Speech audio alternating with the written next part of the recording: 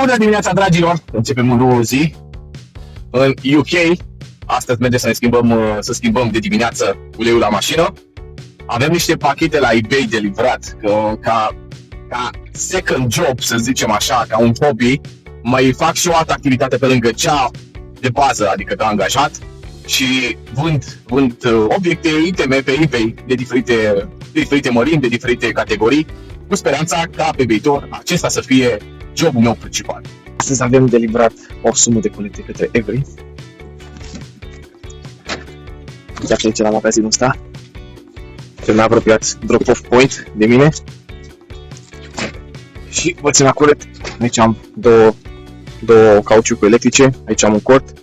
Aici am o tasă de pantofi. Aici am o mobilă, cum ar veni, și aici un cântar.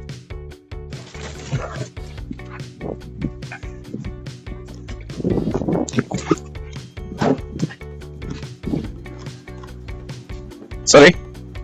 Thank you.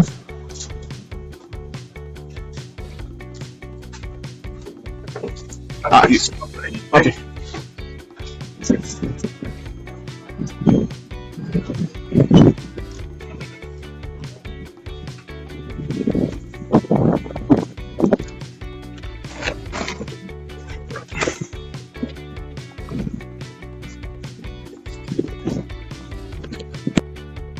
Am nevoie de toate.